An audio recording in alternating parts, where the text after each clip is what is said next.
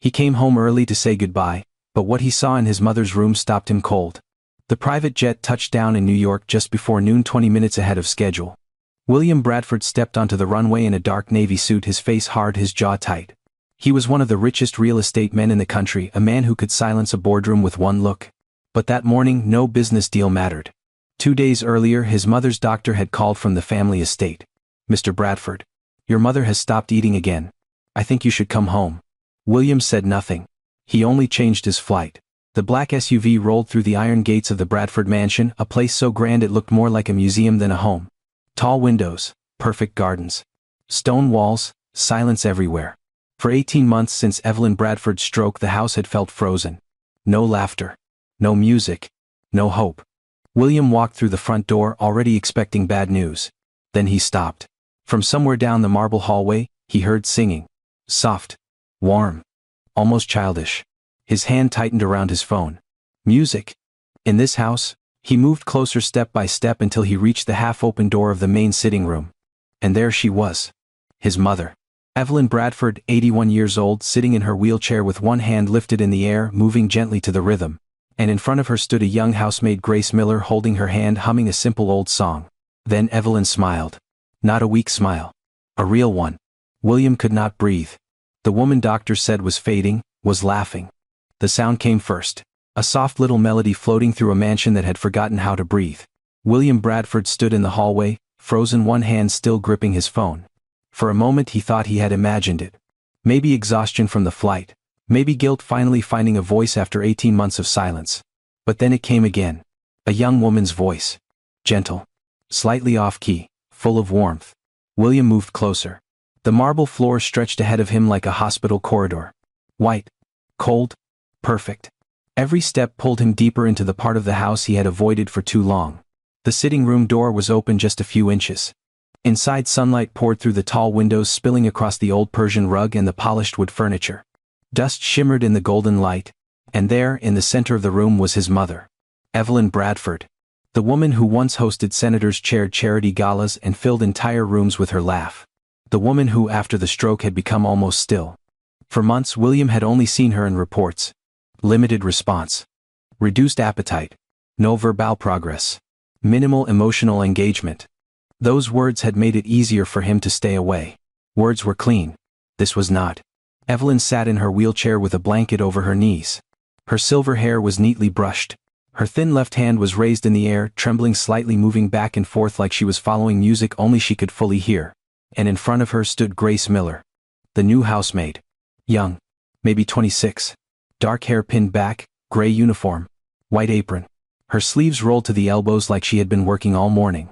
But she was not cleaning. She was dancing. Not a big performance. Not something polished or planned. Just small steps across the rug. One foot to the side.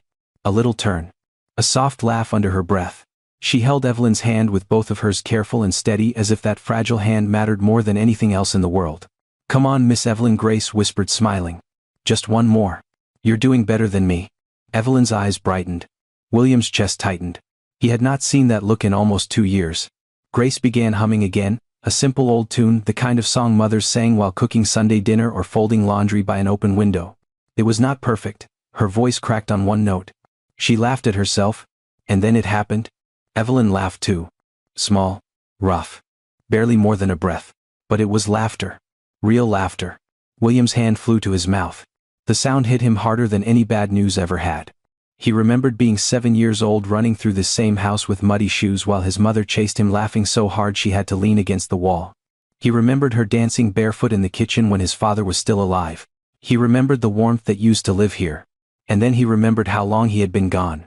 18 months. 18 months of doctors, nurses, emails, wire transfers, specialists, private therapists, medical equipment, and quiet instructions delivered from hotel suites and conference rooms. He had paid for everything. But he had not been there. Grace guided Evelyn's hand in a slow circle. "That's it," she said softly. "There you go. I knew you remembered." Evelyn's mouth opened. The right side of her face barely moved, but the left side lifted with effort. Her eyes stayed locked on Grace. A sound came out. Not a word. But something close to joy. William took one step into the room. The floor creaked. Grace turned. The music stopped. Her smile faded, not from guilt but from surprise. She gently lowered Evelyn's hand before letting go. Not quickly. Not like she had been caught doing something wrong. Carefully. Respectfully. Like she understood the old woman's body better than anyone else in the house. Evelyn turned her head. When she saw William, her expression changed. The laughter softened. Her eyes searched his face. For one terrible second, William wondered if she knew him. Then her left hand lifted again. Not toward Grace. Toward him. "Mom," William said. His voice broke on the word. He crossed the room fast, all the power and pride gone from his body. He dropped to one knee in front of the wheelchair and took her hand. It felt smaller than he remembered. Warmer than he expected.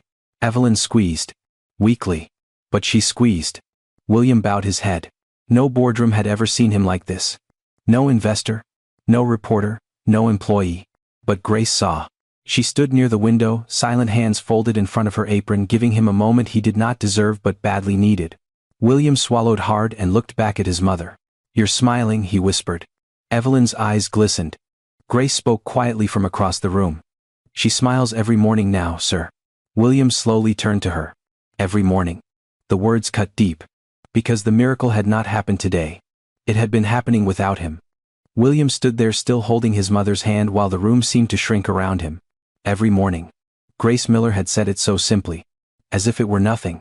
As if bringing Evelyn Bradford back to life one smile at a time was just part of folding blankets and opening curtains. William slowly rose from his knees. He straightened his jacket because that was what he always did when he felt something he could not control. He fixed his cuffs. He cleared his throat. He put the mask back on. But his eyes betrayed him. They kept moving back to his mother. Evelyn sat in her wheelchair breathing softly, her left hand still resting open on her lap. The trace of a smile remained on her face, fragile but real. Like a candle that should have gone out but somehow kept burning. William turned to Grace. "How long?" he asked. Grace stood near the window where the sunlight touched the edge of her white apron. She did not step back. She did not lower her eyes. "How long what, sir? How long has she been, like this?" Grace looked at Evelyn before answering. "About 2 weeks. William's jaw tightened. 2 weeks? "Yes, sir. No one told me." Grace stayed quiet. That silence said more than an accusation ever could. William looked toward the doorway where the butler Harold hovered with the stiff posture of a man hoping not to be noticed. William's voice dropped. "Get Dr. Mason here? Now." "Yes, Mr. Bradford." Harold disappeared. For a few seconds no one spoke. The old grandfather clock ticked in the corner. Outside, a gardener's rake scraped softly against the gravel path. Evelyn watched her son with calm, tired eyes, as if she had seen through every wall he had built around himself. William looked back at Grace. "What exactly have you been doing with her?" Grace's hands folded in front of her apron. "I talk to her. That's it. I sing to her. I tell her what the weather looks like. I move her chair near the window in the morning. I ask her what she wants even when she can't answer." William frowned. "She can't answer." Grace's voice remained gentle. "She answers, sir. Just not the way most people expect." That hit him harder than he wanted to admit. Grace stepped closer to Evelyn, slowly making sure the older woman saw her coming. When she doesn't like the soup, she looks away. When she wants the blue shawl, her fingers tap twice. When she's tired, her hand gets heavy. When she hears music, she remembers. Grace smiled softly. "She comes back a little." William stared at her. For 18 months, the best neurologist in the country had sent him pages of updates filled with expensive words. Cognitive response. Motor function. Therapeutic limitations. Neurological decline. And this young maid hired 3 weeks ago had explained his mother better in 30 seconds than all of them had in a year and a half. The shame rose in him slowly. Not loud. Not dramatic. Worse than that. Quiet. Grace reached for the folded blanket on Evelyn's knees and adjusted it with a tenderness so natural it almost hurt to watch. "Miss Evelyn likes music after breakfast," she said. "Not too loud. She likes sunlight but not when it hits her eyes. She likes her tea with honey even if the nurses say she doesn't react to taste anymore." William whispered, "The nurses said she refused food." "She did." Grace looked at him then. "She refused being treated like she was already gone." The sentence landed in the room like glass breaking. William did not answer. He could not. Evelyn made a small sound from the chair. Her fingers moved weakly against the blanket. Grace noticed immediately. "You want the song again?" she asked. Evelyn's hand tapped once. Grace smiled. "One tap means maybe," she said. William looked at his mother. "You understand her." "I try to." That was all. No pride. No performance. No miracle speech. Just that. "I try to." William looked around the sitting room. The polished furniture.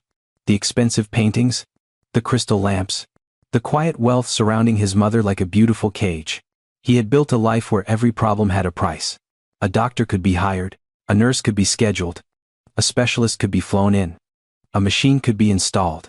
A report could be sent. But no one could be paid to truly see another human being.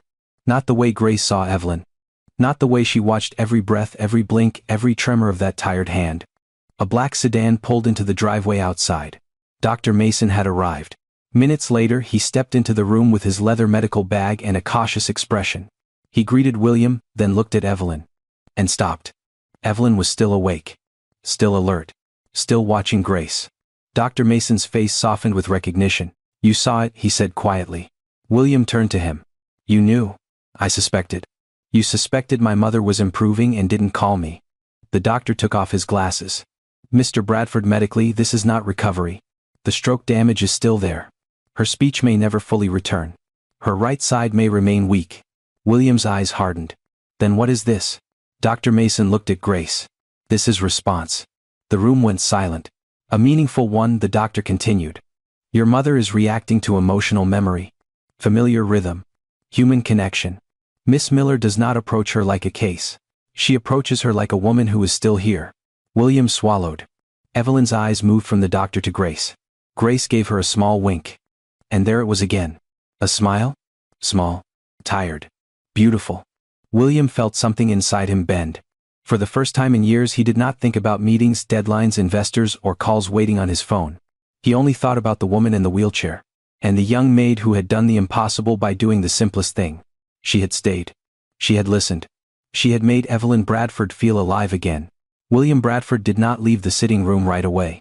He stood beside the window, staring at the black sedan in the driveway as Dr. Mason walked back to his car. The doctor's words still hung in the air. "She approaches your mother like a woman who is still here." William kept his face still. But inside, something had started to crack. Behind him, Grace adjusted Evelyn's blanket and softly placed a glass of water within reach of her left hand. She moved with quiet confidence, like she knew every corner of the room, every sound Evelyn made, every shadow that bothered her eyes. William noticed everything. The chair angled toward the afternoon light. The small cushion placed behind his mother's right shoulder. The blue shawl folded neatly beside her, not the gray one the nurse usually used. These were not medical instructions. These were signs of attention. And attention was something William had forgotten how to give. His phone buzzed in his hand. Once. Twice. Then again. He glanced down. 3 missed calls from his office. A message from a Japanese investor. A reminder for the finance review downtown. Another message from Claire, his girlfriend. "Are you back? Dinner still on?" William stared at the screen. For years, this was how his life worked. A call came in. He answered. A problem appeared. He solved it. A person needed something. He delegated it. Everything had a place. A cost. A schedule. A report. Even his mother's illness had become a folder in his inbox. Weekly medical updates. Monthly invoices. Staff rotations. Therapy progress charts. Nutrition logs. He had read them all. He had paid them all. And somehow he had missed his mother completely. Harold, William called without turning around. The butler appeared at the doorway almost instantly. "Yes, Mr. Bradford." William's voice returned to its old sharpness. "I want a full staff report by tonight. Everyone currently assigned to my mother. Nurses, aides, therapists, meal staff. Hours, duties, agencies, salaries, performance notes." Harold nodded. "Yes, sir." "And security." "Security, sir. The guard at the gate took too long to recognize me." Harold blinked once. "I'll address it." "No. You'll give me the name of the security director." "I'll address it." The air changed. Grace looked down at Evelyn's blanket. Evelyn watched her son. William continued, colder now, as if the softness of the last hour embarrassed him. "I also want to know why I wasn't informed that a new employee had been brought into this house." Harold swallowed. "Miss Miller was sent by the agency as a replacement, sir. The paperwork was processed while you were overseas." "Processed?" William repeated. The word sounded like a verdict. He turned toward Grace. "And no one thought to tell me that a housemaid was conducting unsupervised activities with my mother." Grace's face stayed calm, but her fingers tightened slightly around the edge of the blanket. "I wasn't conducting activities, sir." William looked at her. "What would you call it?" "Spending time with her." His jaw moved. For a moment no one breathed. That was the problem with William Bradford. He did not understand things that could not be measured. A dance was not therapy. A song was not treatment. A smile was not proof. And yet his mother sat right there more alive than she had been in months. Still, the old William rose inside him like armor. The man who built towers. The man who fired executives without blinking. The man who had learned long ago that feelings made people careless. "This house has procedures," he said. Grace nodded once. "I understand." "Do you?" "Yes, sir. Because my mother is not a project for your personal judgment." Grace's eyes lifted. "No, sir," she said softly. "She's your mother." The sentence struck him so cleanly that he almost stepped back. Harold lowered his eyes. Even the clock seemed louder. William's face hardened. He hated being corrected. He hated it more because she was right. Evelyn made a small sound from the wheelchair. William turned immediately. His mother's left hand had moved, just a little. Her fingers reached toward Grace. Not toward him. Toward Grace. The room went painfully quiet. Grace waited, not wanting to move without permission. William saw that too. She was careful even now. Careful with the old woman. Careful with the powerful son. Careful in a house where one wrong word could cost her job. Evelyn's fingers trembled again. William looked at his mother's hand. Then at Grace. "Go ahead," he said. Grace stepped forward. She took Evelyn's hand gently. Evelyn relaxed. That tiny movement did more damage to William than any accusation could have.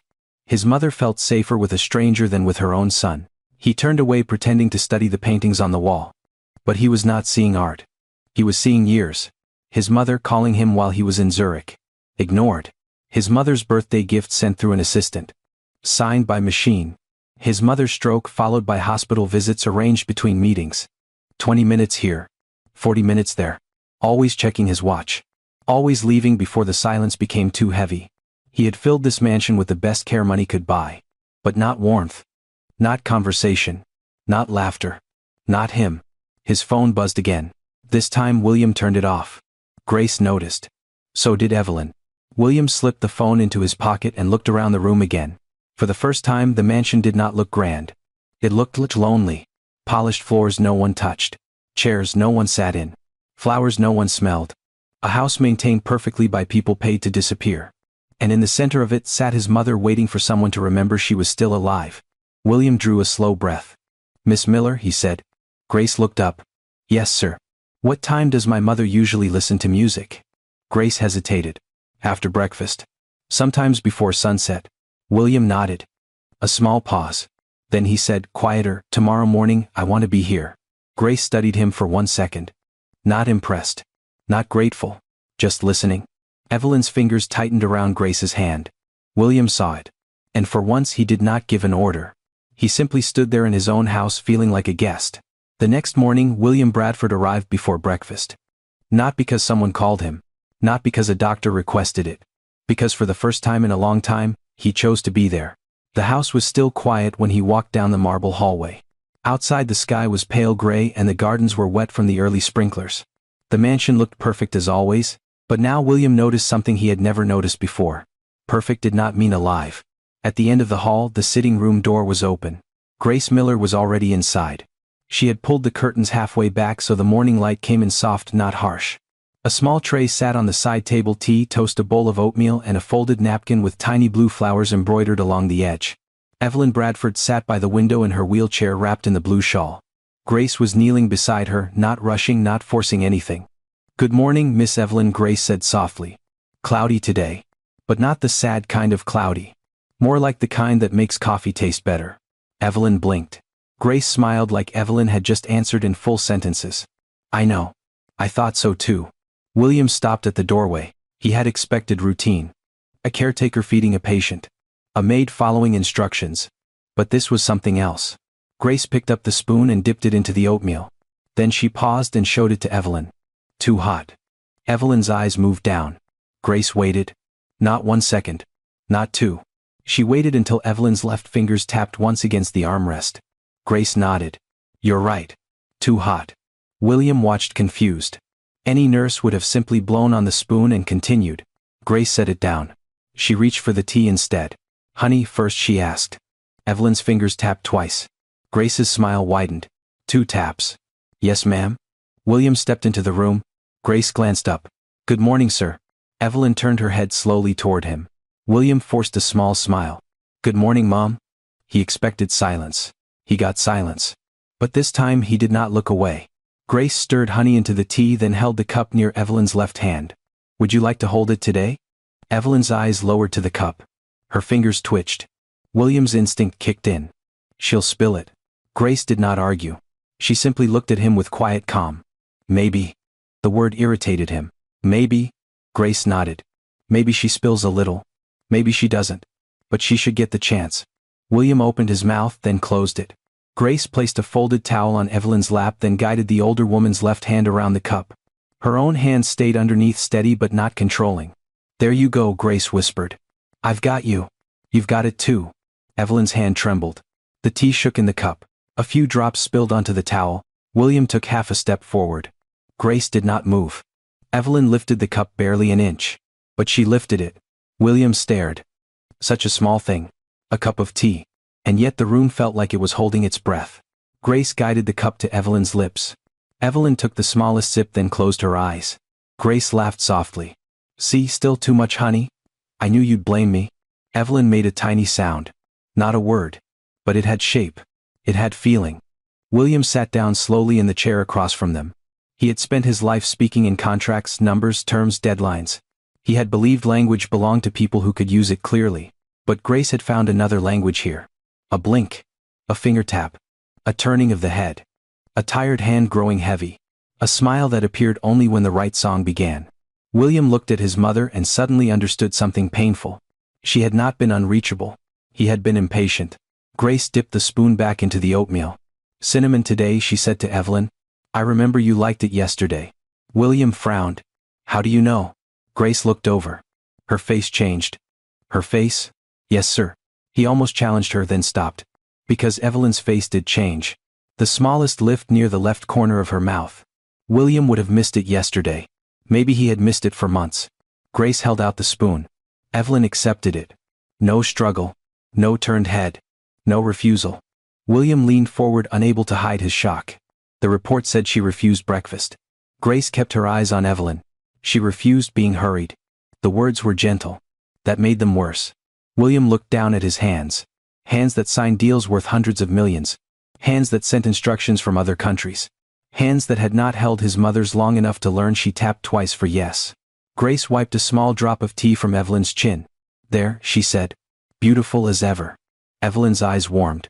William saw it. A woman responding to respect. Not treatment. Not management. Respect. He spoke more softly now. "What does one tap mean?" Grace looked at Evelyn, then back at him. "Usually maybe, sometimes no. Depends on her eyes."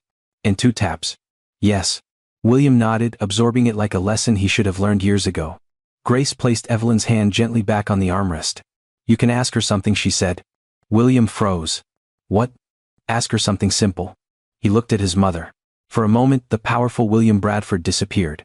Only a son remained. He leaned closer. "Mom," he said carefully, "would you like me to stay for breakfast?" Evelyn stared at him. 1 second. 2, 3. Then her left fingers moved. Tap, tap, 2 times. "Yes." William's breath caught. Grace stepped back quietly, giving them space. Evelyn's eyes stayed on her son. And William, who had spent years controlling every room he entered, sat there helpless before one tiny answer from his mother. Yes.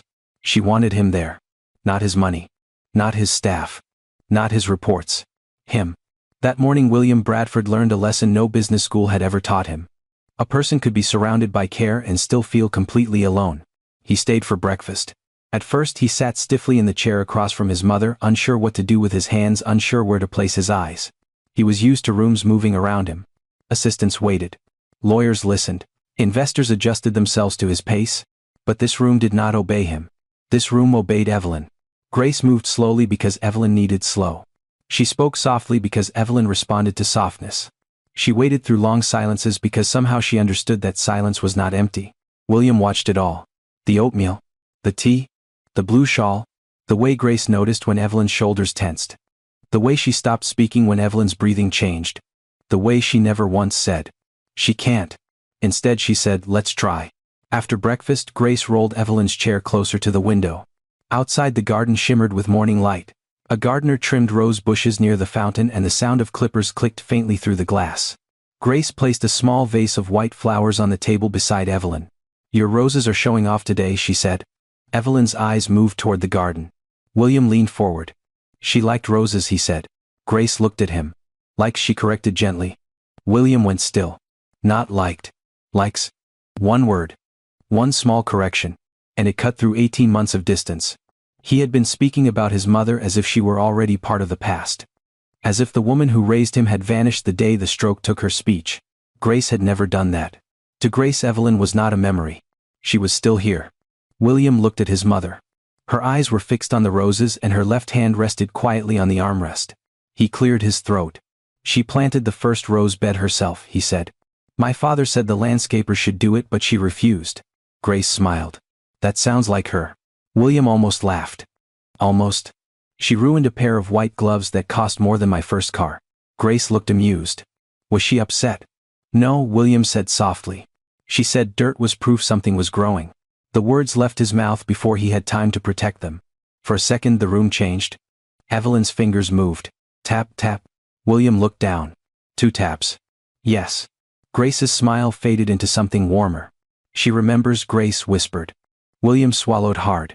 He wanted to say more, but his throat tightened. He had spent years believing memory lived in clear sentences. In names, in dates. In perfect answers. But maybe memory could live in a garden. In a song. In a cup of tea. In a sun finally sitting still long enough to be seen. Later that afternoon, William went into his office and opened every medical report from the last 6 months. He read them differently now. Before he had searched for improvement. Now he searched for absence.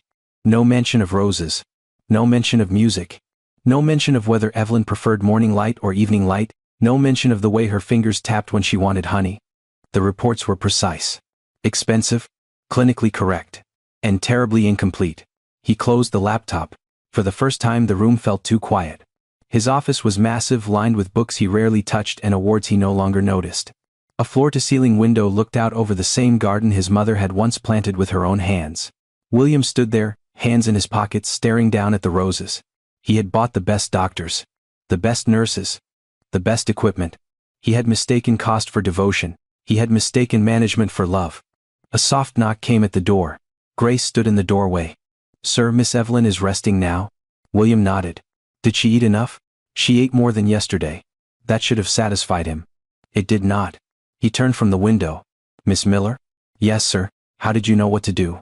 Grace looked down for a moment as if the answer was both simple and too personal. I didn't know, she said.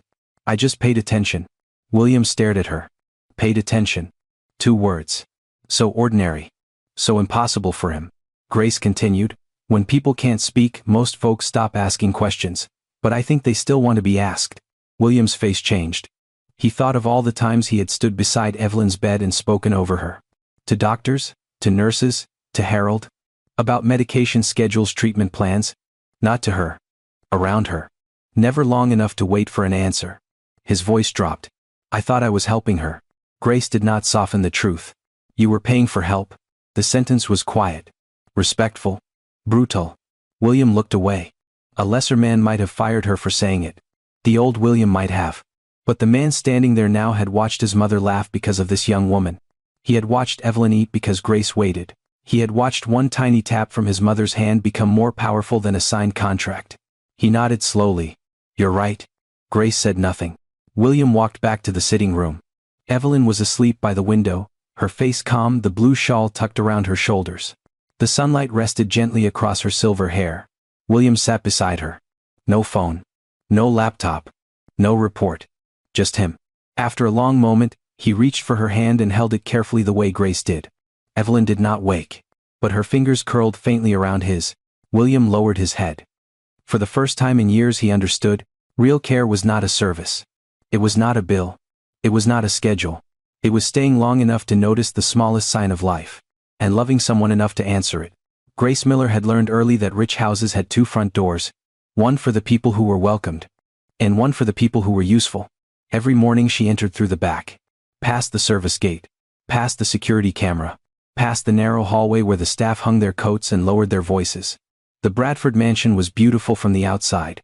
White stone, tall windows, green lawns trimmed so perfectly they looked painted. But the part Grace knew best was not the grand staircase or the marble foyer. It was the laundry room. The pantry. The small bedroom behind the kitchen where the heater clicked all night and the windows stuck when it rained. That was where she slept. That was where she folded her uniform over the back of a chair every evening and ironed it before sunrise. That was where she reminded herself not to take up too much space. Grace was 26 years old, but life had made her careful in ways older people understood.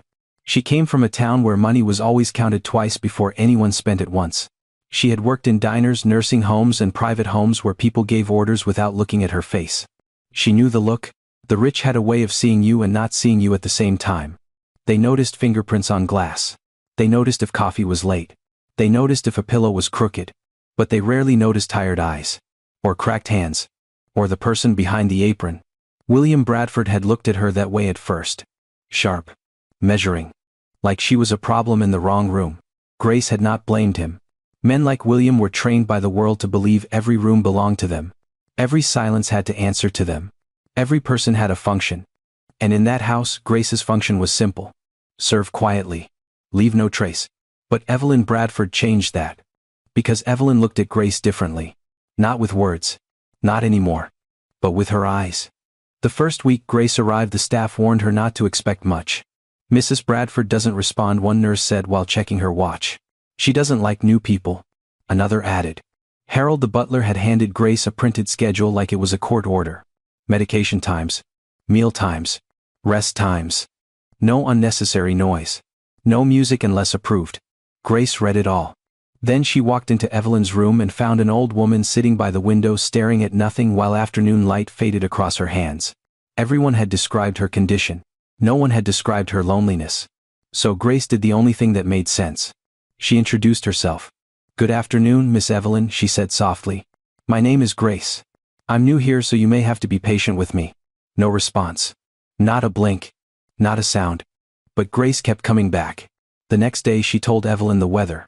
The day after that, she described the flowers outside. On the fourth morning, while adjusting the pillows, Grace hummed without thinking. An old tune. Simple. Warm. The kind her grandmother used to sing while sweeping the porch. Evelyn's head turned. Just slightly. So slightly that most people would have missed it. Grace did not. She stopped moving. Then she hummed again. Evelyn's eyes shifted toward her. That was the beginning. Not a miracle. Not a cure. Just a door opening 1 inch. And Grace respected that inch like it was sacred. From then on she watched everything. Which song made Evelyn breathe slower? Which shawl made her relax? Which spoonful she refused because it was too hot? Which window gave her light without hurting her eyes? Grace never spoke to her like she was gone. She never rushed her. She never said, "She won't understand." Instead she said, "Let's ask her." And slowly the woman everyone had placed inside silence began to answer. One blink. One tap. One small lift of the hand. One smile. But outside that room the old rules still lived. In the kitchen voices dropped when William passed. Staff members stepped aside before he reached them. Harold stood straighter. The guards opened gates faster. The whole house adjusted itself around his power. Grace saw it all. She also saw the sadness underneath it. Because power had not taught William how to sit beside his mother. Money had not taught him how to wait for 2 taps. Status had not taught him how to hear a silent answer. That afternoon, Grace carried fresh linens down the back hallway when she heard William's voice from the sitting room. Low, uncertain. "Mom, do you remember the roses?" Grace stopped just outside the door. She did not enter. Inside there was a long pause. Then a faint sound. A movement. William whispered, 2 taps. Another pause. Then his voice broke softly. "You do." Grace looked down at the linens in her arms. For the first time since she arrived, the mansion did not feel quite so cold. She continued down the hallway quiet as ever. Still the maid. Still the girl from the back entrance. Still the woman some people would never truly see. But in Evelyn Bradford's room Grace had done something no title could do. She had reminded a forgotten mother that she mattered. And now, without meaning to, she was teaching her son the same thing. Claire Whitmore arrived at the Bradford mansion just before sunset. Not through the service entrance. Through the front gates. The black iron doors opened before her car even stopped. The guard straightened. Harold was already waiting at the steps, hands folded, face calm, voice polished. "Good evening, Miss Whitmore." Claire stepped out of the car in a cream-colored dress, sunglasses in one hand, phone in the other. Everything about her looked expensive without trying too hard.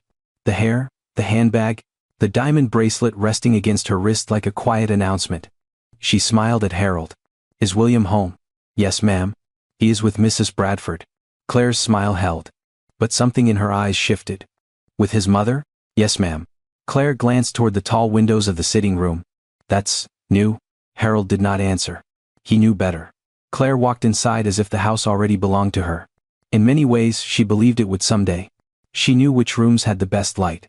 She knew where William kept the good scotch. She knew which charities Evelyn once supported, which paintings came from Europe, which guests mattered at dinner parties. But that evening the house felt different. Not louder. Not busier. Just different. There was warmth in it. A soft hum floated down the hallway. Claire slowed. Music. She followed the sound to the sitting room and stopped at the doorway. William was sitting beside his mother. No laptop. No phone. No stack of reports. Just sitting. Evelyn Bradford was in her wheelchair near the window, the blue shawl around her shoulders. Her thin hand rested in William's palm. Grace Miller stood nearby holding a small music player and smiling gently as an old song played low in the room. William was speaking softly. Remember this one, Mom? Evelyn's fingers moved. Tap. Tap. William laughed under his breath. Claire stared. It was not the laugh that bothered her. It was the way he looked. Open. Soft. Unprotected. She had seen William angry. She had seen him bored. She had seen him charm investors and freeze competitors with one sentence. She had even seen him tired after long flights from Europe. But she had never seen him like this. Human. And Grace was standing right there witnessing it. Claire stepped into the room. Well, she said brightly, this is sweet. William looked up. For a second surprise crossed his face. Claire. I didn't know you were coming. I texted. He reached toward his pocket, then remembered. His phone was off. Claire noticed. That was the second thing that bothered her. William Bradford did not turn off his phone. Not during dinners. Not during flights. Not even during funerals unless someone important was watching. I thought we had dinner tonight, Claire said. William looked at his mother, then back at her. I forgot. The words landed gently. But Claire heard the danger inside them. He forgot her. For this? For the old woman who barely spoke? For the maid standing by the window? Grace lowered her eyes. Good evening, ma'am? Claire turned to her slowly. And you are? Grace Miller, ma'am? The new housekeeper. Morning staff, ma'am? Claire's smile sharpened. Of course. William stood. Grace has been helping my mother. So I see. Claire walked closer to Evelyn and bent slightly, placing one cool hand over the older woman's blanket. Hello, Evelyn. You look comfortable. Evelyn's eyes moved toward her. No smile. No tap. Nothing. Claire straightened. Grace noticed. William noticed Grace noticing. That made Claire's chest tighten. It was small. Almost invisible. But it was there. A language in the room that she did not understand. And she hated being outside any room William was inside. How long has this been going on? Claire asked. William frowned. What? The music. The routine. Grace answered carefully. About 2 weeks, ma'am. Claire looked at her again. 2 weeks. That meant this girl had been shaping the emotional center of the house before Claire even knew her name. Claire gave a light laugh. Well, isn't that impressive? Grace said nothing. William's voice was quiet but firm. It's helped my mother? I'm sure it has. But Claire's tone did not match the words. She walked around the room slowly, touching nothing, studying everything. The teacup. The blue shawl. The flowers beside Evelyn. The chair William had pulled close to his mother. This was not nursing. This was intimacy. Not romance. Something more dangerous. Influence. Claire had built her future carefully. William was not just wealthy, he was structure. Security. A name that opened every door. A man who could be managed because he believed emotions were weaknesses. But now Grace Miller had found the one door Claire had never been able to open. His guilt. His mother. His heart. Claire turned back to William. Darling, the investors are expecting us. William looked toward Evelyn. I'm staying tonight. Claire blinked. Just once. Then smiled. Of course. Family first. The phrase sounded perfect. But her eyes moved to Grace. Grace felt it. A quiet warning wrapped in perfume and pearls. William sat again beside his mother. Claire stood there a moment longer, realizing the evening had slipped out of her control. The house had shifted. William had shifted. And the young maid in the white apron had done it without raising her voice once. Evelyn's hand moved. Tap, tap. William leaned closer. What is it, Mom? Grace smiled softly. She wants the song again. William reached for the music player before Grace could. Claire watched his hand press play. The old melody filled the room. Evelyn's face softened. William smiled. And Claire Whitmore understood something cold and clear. Grace Miller was no longer just staff. She was becoming necessary. And for Claire, that made her dangerous. Claire Whitmore did not argue that night. That was not her way. She did not raise her voice in the sitting room. She did not accuse William.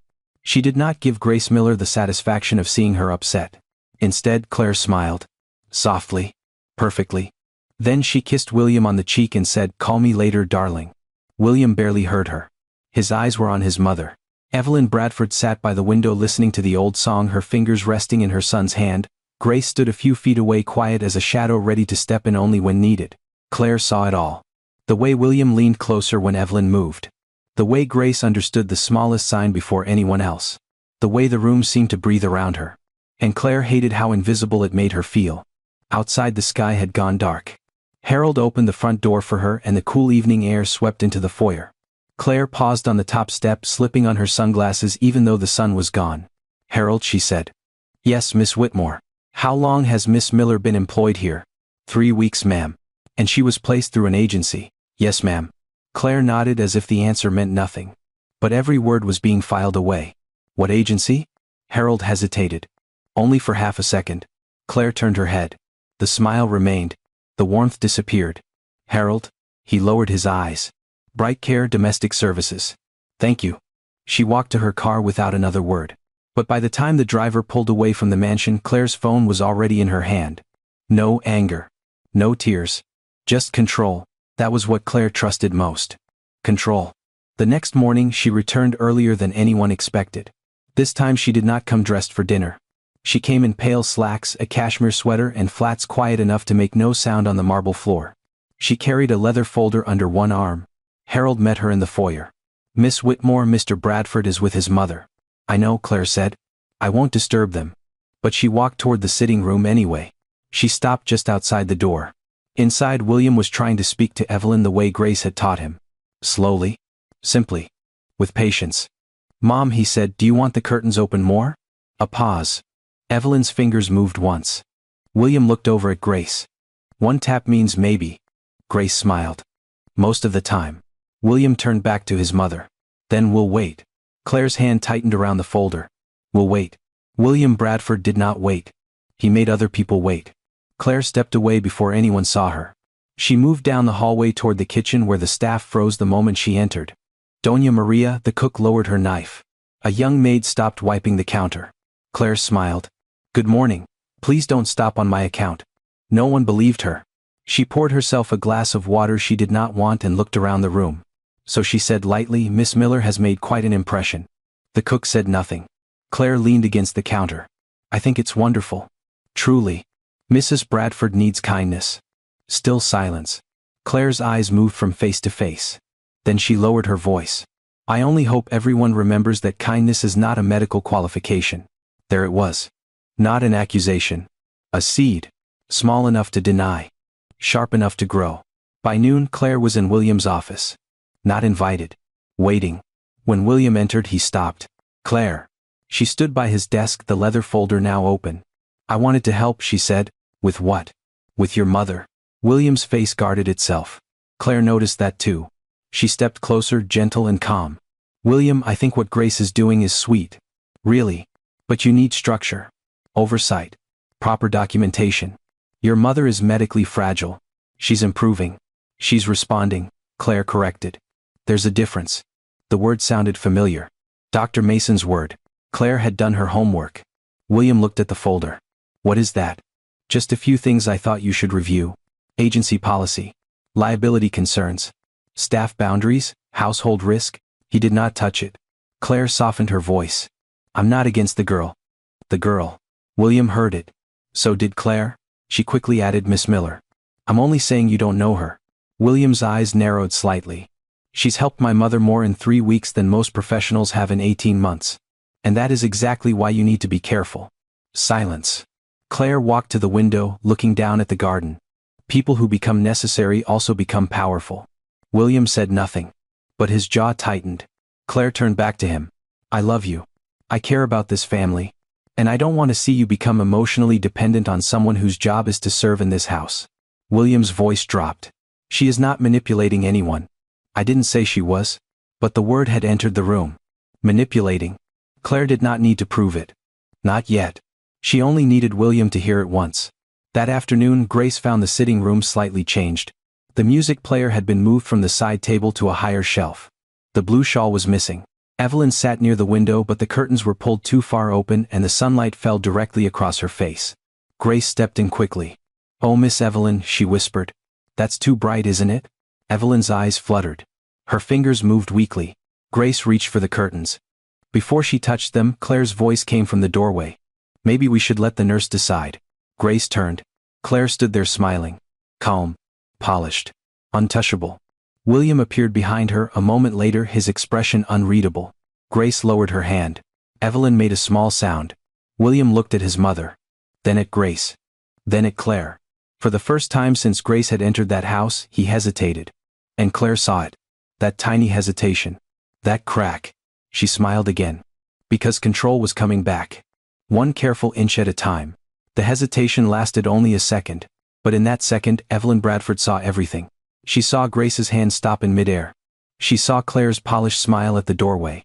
She saw William standing between them, caught between the old rules of the house and the new life slowly returning to her.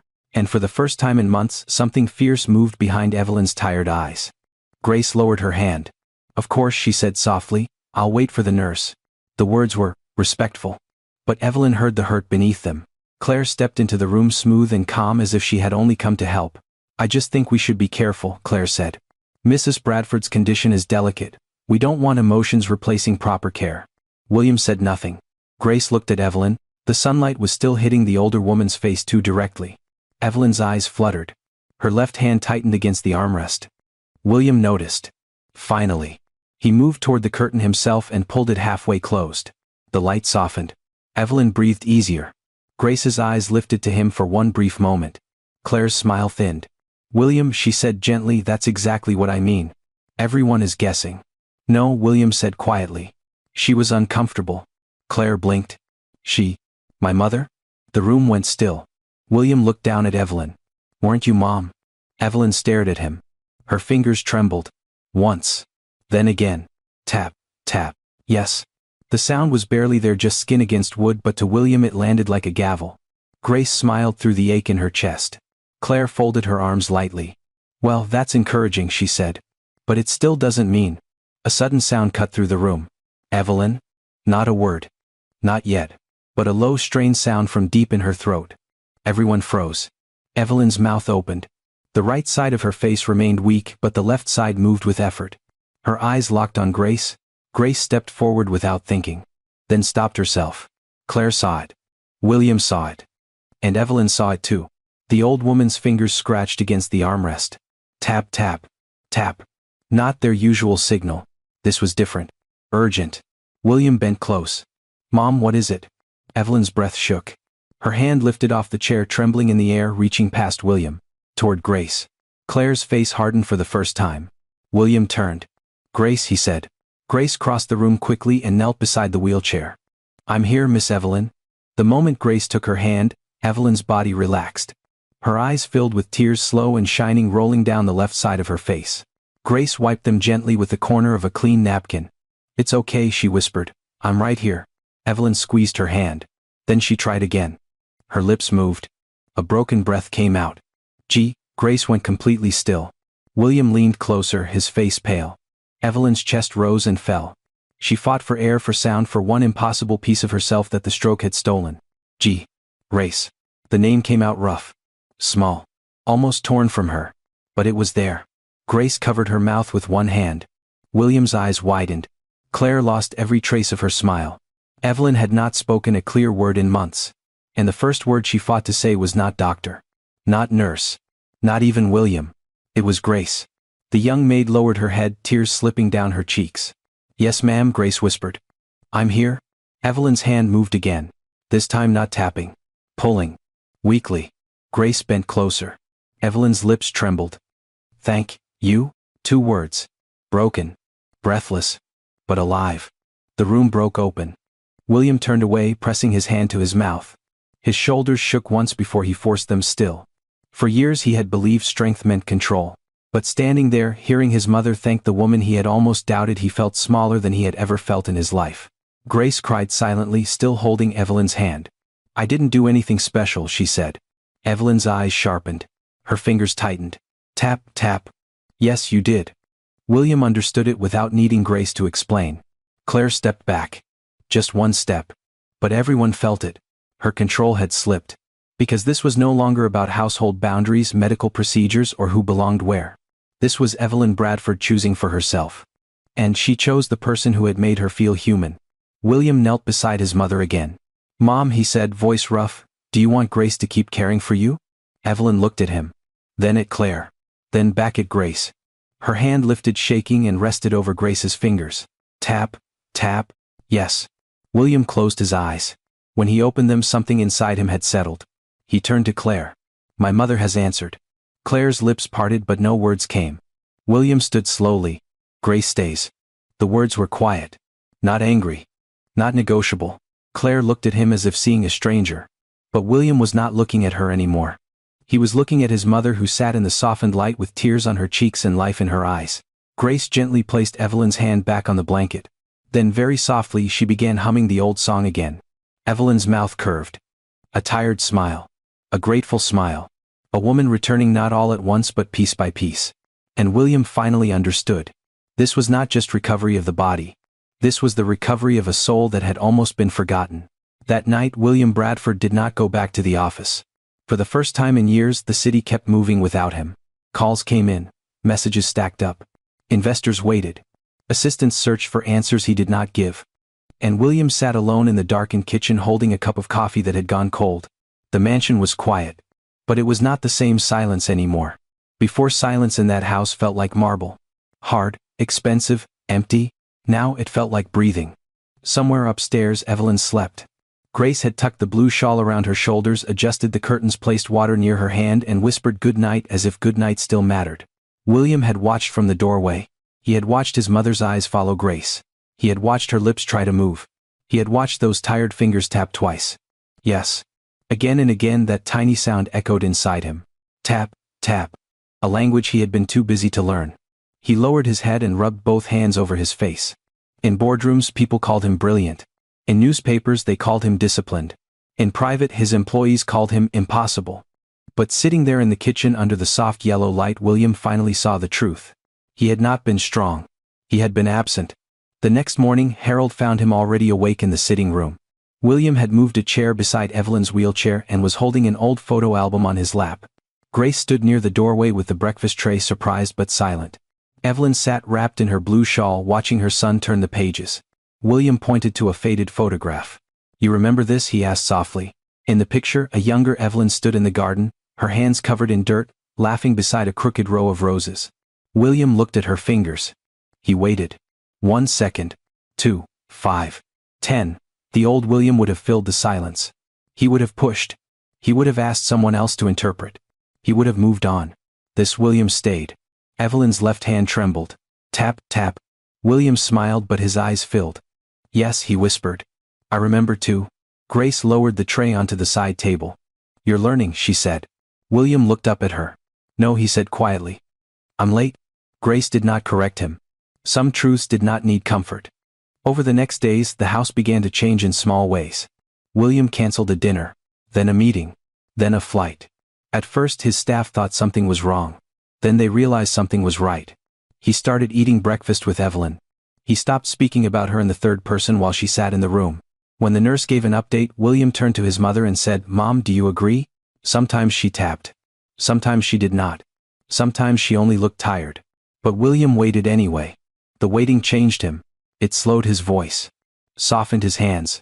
Opened a part of him he had locked away so long he no longer knew where the key was. One afternoon, Grace found him in the garden, standing beside the rose bushes. He was holding pruning shears awkwardly, staring at a branch like it had insulted him. Grace almost smiled. "Need help, sir?" William looked embarrassed. "My mother planted these. I have no idea what I'm doing." Grace stepped closer, but not too close. "Then ask her."